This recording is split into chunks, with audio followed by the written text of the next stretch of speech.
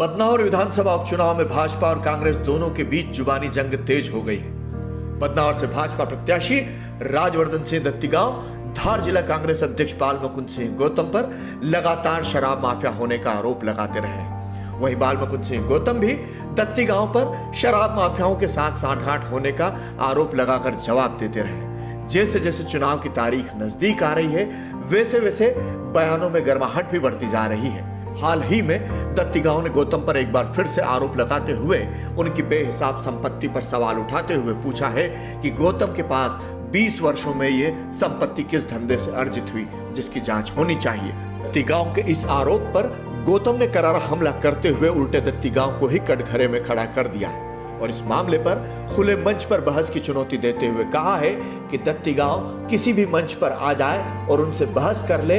उनका कहना है कि वो अपनी पूरी संपत्ति का ब्यौरा देने को तैयार है। इसके साथ ही उन्होंने दत्तीगांव पर भी शराब माफिया और अन्य गतिविधियों में शामिल होने के संगीन आरोप लगाए।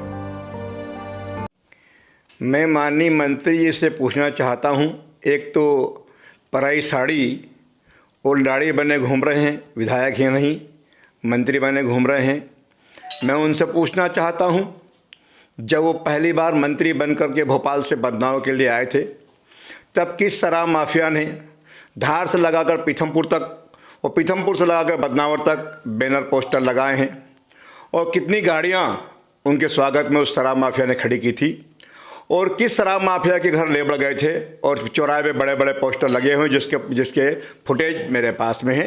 उन्हीं से पूछना चाहता हूँ किससे घर गए थे वो और क्या संबंध उस शराब माफिया से है।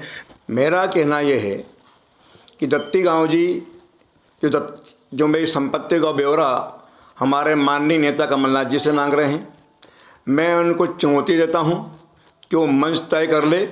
वहाँ पर मैं अपनी संपत्ति का ब्यौरा देने के लिए तैयार हूँ कि मैंने क्या बिजनेस किया, क्या नहीं किया है, कहाँ से पैसा आया, कहाँ से नहीं आया, सब कुछ देने तैयार हूँ।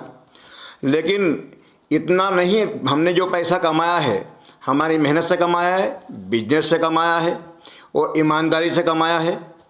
कोई एक व्यक्ति खड़ा होकर कह दे कि किसी के मकान पे कब्जा किया हो हमने या किसी की ज़मीन दबाई हो, वरना वो मंच तय कर ले।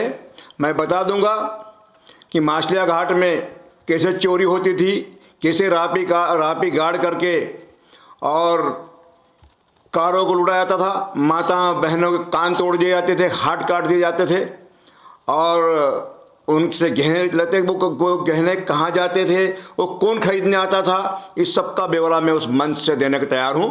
अगर दामी दत्तीगांव जी में तो कोई मंच तय कर ले, उस मंच से मैं सारा ब्यौरा देने को तैयार हूँ। जिसके बाद केंद्र में सरकार आपकी है, प्रदेश में सरकार आपकी है, आपके पास सारी एजेंसियां हैं, ईडी वगैरह है, सब कुछ है, इनकम टैक्स भी सब कुछ आपके पास है। आप इंक्वायरी करा लीजिए, मैं उसको फेस करने के लिए तैयार हूँ।